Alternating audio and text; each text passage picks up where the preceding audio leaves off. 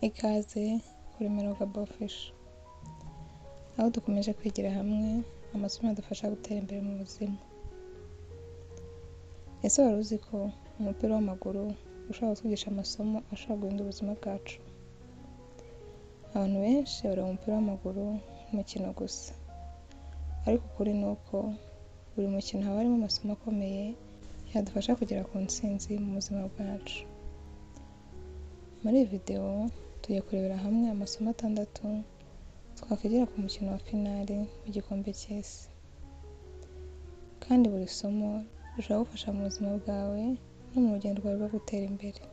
Isomo rya mbere twakwigira ku mukino wa nyuma w'igikombe cy'isi ni uko kwitegura neza aribyo bizana intsinzi. Muri finali ikipe iba yarakoze imyitozo myinshi, yarasesenguye ikipe bizahura, yiteguye uburyo bwo kurinda ndetse no gutsinda. Nta kipe igera kuri finali kubw'amahirwe gusa. Ibi twigisha ko mu buzima intsinzi itangirira mu kwitegura. Abantu benshi bifuza gutsinda mu mashuri, mu kubona akazi keza cyangwa gutangira umushinga runaka, ariko ntibafate igihe cyo kwitegura. Ushobora kuba ufite impano, ariko iyo utiteguye neza ushobora kutagera ku ntego zawe. Kwitegura bisobanuye kugira gahunda, gukora cyane ndetse no kwiga kurushaho. Mbere yo gutangira ikintu icyo ari cyo cyose, ujye ubanza wibaza uti: ese nditeguye bihagije? Igihe ushobora gufata witegura nicyo kikubakira intsinzi ikomeye ejo hazaza. Isomo rya kabiri twakwigiramo ni uko gukorera hamwe biruta cyane gukora uri wenyine.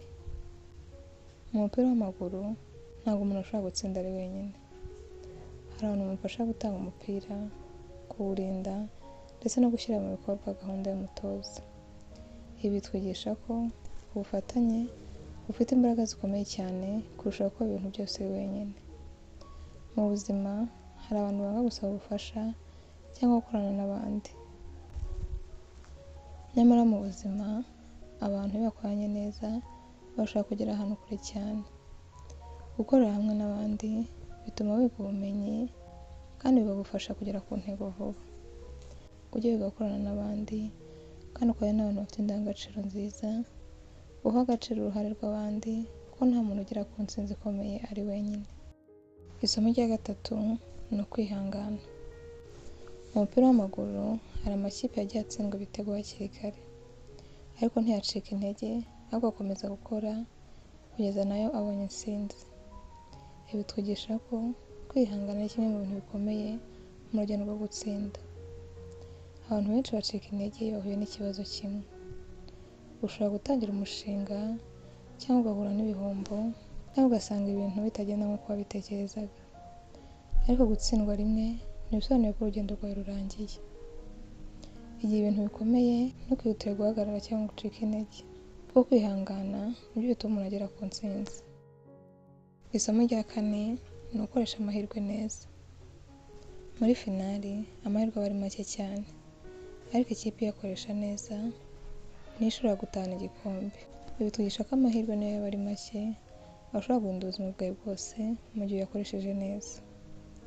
Mu buzima ushobora kubona amahirwe yo kwiga, guhura n'umuntu w'ingenzi cyangwa gutangira akazi runaka. Iyo udakoresha ayo mahirwe neza ashobora kutazongera kugaruka. Abantu batsinda rero ntabwo ari abantu bahura n'amahirwe menshi, ahubwo ni abantu bamenya gukoresha neza amahirwe babonye niyo yaba ari make. Mu gihe ubonye amahirwe ujye uyakoresha neza, kandi ujye utekereza ikintu wakora uyu munsi cyagufasha kurushaho gutera imbere mu gihe kizaza. Ujye utekereza ubumenyi wakiga cyangwa ikintu watangira cyagufasha kurushaho kugera ku ntego zawe. Isomo rya gatanu ni ukwigira ku makosa ndetse ukamenya no kuyakosora. Mu mukino w'amaguru iyo ikipe ikoze ikosa, umutoza ndetse n'abakinnyi bahita bagerageza kurikemura mbere y'uko ribakururira gutsindwa. Ibi bitwigisha ko kwemera amakosa ndetse no kuyigiraho ari ikintu umuntu wese ushaka gutsinda agomba kugira. Hari abantu bahora bashinja abandi ibibazo bafite mu buzima. Iyo umuntu adashaka kwemera amakosa ye bimubuza gukura. Amakosa ni igice cy'urugendo, ariko ikibazo ni ukongera kuyasubiramo kandi ntuyigireho. Mu gihe ukoze ikosa ntirikaguce intege, ahubwo ujye umenya uko warikosora ndetse n'amasomo wakuramo. Kandi iyo ukoze ikosa ntukajye urishyira ku bandi, ujye wemera ikosa wakoze, usesengure neza icyariteye, hanyuma ushake uburyo bwo kutazongera kurikora. Isomo rya gatandatu twakwigira ku mupira w'amaguru ni disipurine n'umurava.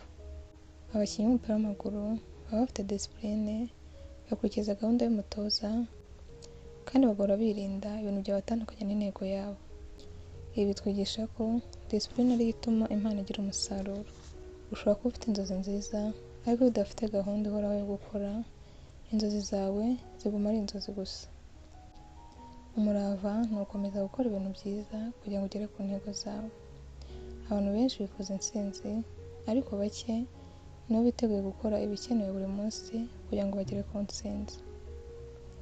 Iyo ugira gahunda, ukora ibintu by'ingenzi mbere y'ibindi kandi ukomeza gukora cyane. Disipurine niyo ihuza inzozi zawe n'intsinzi. Ujye uharanira kugira disipurine mu buzima kandi ugire n'umurava. Muri iyi video tubonye ko umupira w'amaguru ndetse na finale y'igikombe cy'isi bitwigisha ko kwitegura, gukorera hamwe, kwihangana, gukoresha amahirwe neza, kwigira ku makosa ndetse no kugira disipurine aribyo byubaka intsinzi irambye. Ibi si amasomo y'umupira w'amaguru gusa, ahubwo ni amasomo y'ubuzima. Niba ushaka gutera imbere mu byo ukora, tangira kuyashyira mu bikorwa uyu munsi kugira ngo urusheho kwegera intego zawe ndetse uzagere no ku ntsinzi wifuza. Niba iyi video wakuyemo amasomo menshi, ntiwibagirwe gukora like, gukora subscribe niba utarayikora ndetse no kuyisangiza n'abandi. Murakoze.